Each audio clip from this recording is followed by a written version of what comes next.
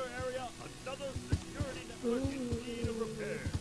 Keep an eye out for any clues about who did this. We're all counting on you. Oh, it's so beautiful.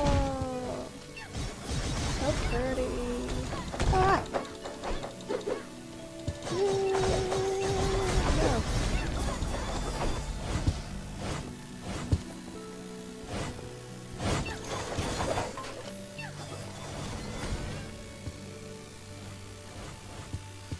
No. Oh. Than the Grimm you fought before. When it sees you, it will spin before it charges. Oh no. Spinning, dodge out of the way. It will be disoriented after it passes. That's when you strike. Oh no.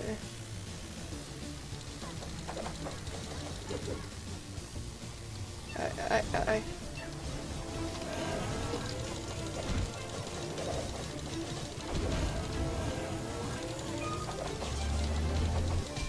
I'm just gonna beat it up for a bit.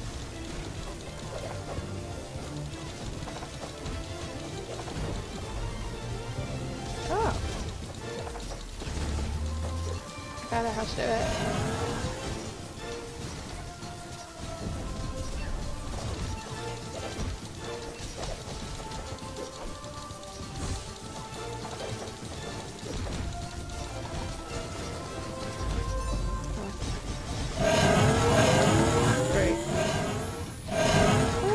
Better.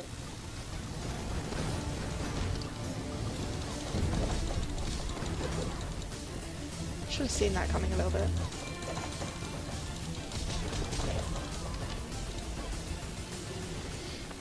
I love the music. Good job, team. The music is the songs written for the show by About time. Jeff Williams and Casey Lee Williams. They're like fantastic songs. I really love the background, the like backing track to the songs, and the like just the songs in general that actually play in the times that they play in them are just great. They're really catchy, and I love them. I know it's a stretch, but maybe you operate that mechanism to extend the bridge. Ah, it worked! And seemed to attract some Grimm. Great. Happy hunting!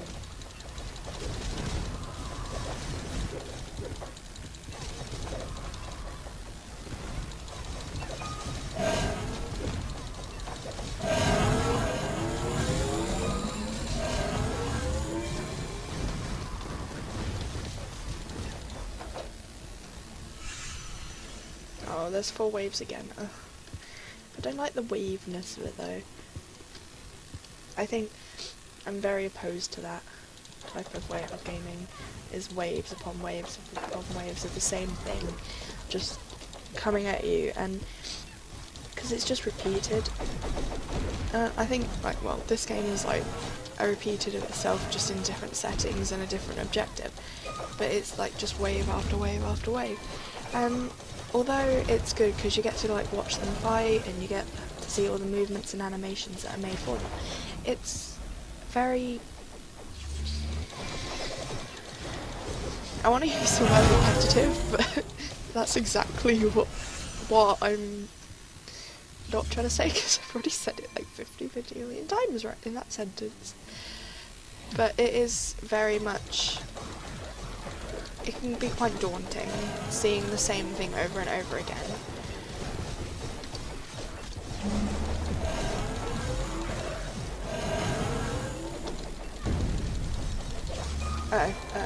I'm in the middle of all that.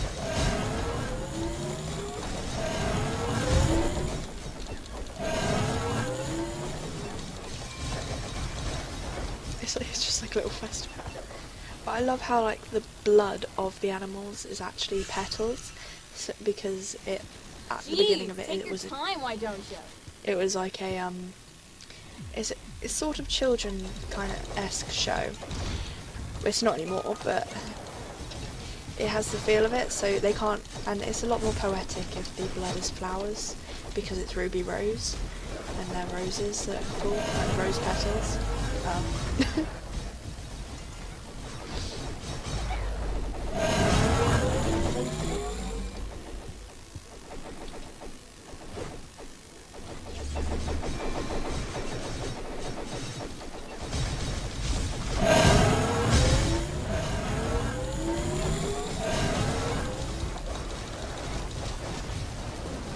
Hello.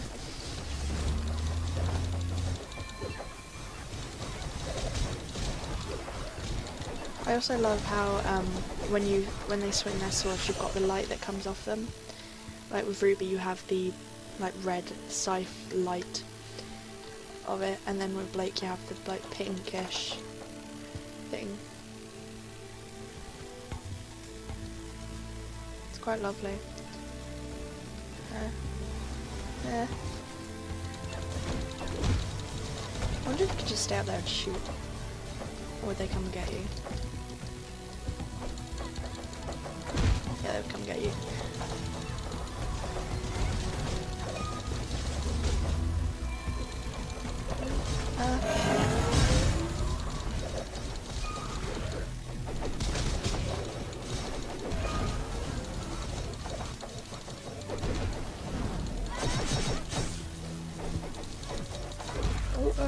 No, where are you? No.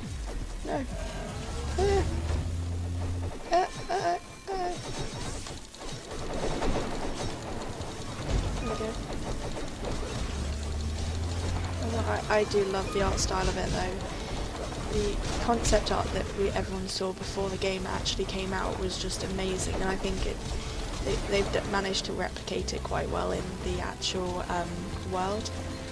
Mind you, I am playing on high settings and ultra high, but you can play as like an 8-bit sort of style type of this game, which I think is quite nice since it can be kind of like a retro style-ish thing, but it can also be this, the like beauty of this.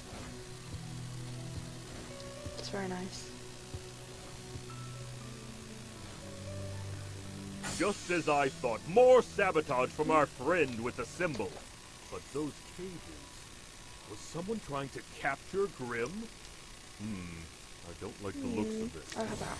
For now, let's just focus on the objective. Defend that control center while I undo the damage. Get ready! I think in this game they actually have a different villain from the TV show, because I guess they'd want to sort of have different storylines and stuff like that, so they don't actually contradict themselves, or they show things they're not aren't meant to show yet until later on in the series, which I think is quite an interesting way of doing it, which means they can update 2 different storylines, and you have the different versions of the characters on the way they approach things, which is quite fantastic if you think about it. And I know most games sometimes they have different villains to the actual Students, ones. we're a quarter of the way there. They have Keep it up in the good work. whatever they're based on. But I think the way this one is done is quite nice, because I don't think that is Cinder's symbol.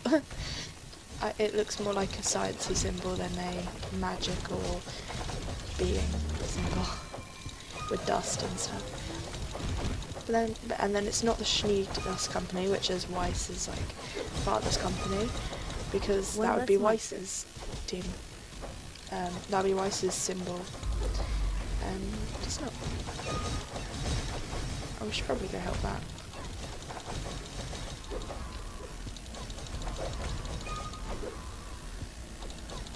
Oh gosh.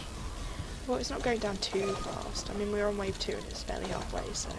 Well, it's not even halfway, it's barely lost any of it. Halfway point, team! Dun, dun, dun, dun, dun, dun. This will be the day we're waiting for. This will be the day we open up the door.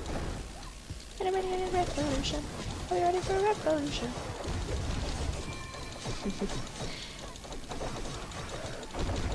But making the series is, I think, quite nice, and she's quite moody, but then I think once we start, because we know some of her past but not all of it, so once we learn a bit more about her as a character, because it's mostly focusing on others, like we're just about learning in the show about Weiss, and it's starting to show a lot more about why the characters, their personalities are like that, and they become a lot more relatable because of their dealing with things and the way everything that's happened to them.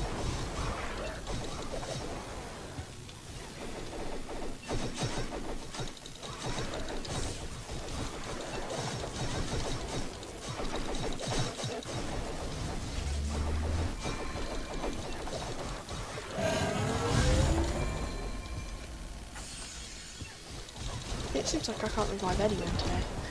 Hold on just a little longer. We're almost finished. One more. One more.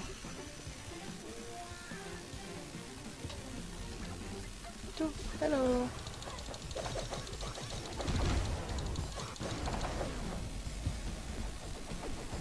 Also, I love their outfits. They're practical because they don't show up a lot, and like other games do or other TV shows about women. Like they don't have revealing clothes and stuff like that, and they are actually practical. And I think that's quite nice because then also it's easier to cosplay them if you feel slightly uncomfortable.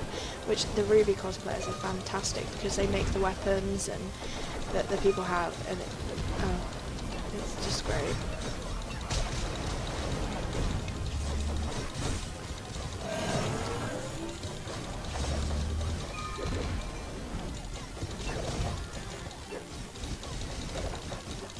Good show, team. Woohoo! I've just received a report. Woo! Woohoo! Woohoo!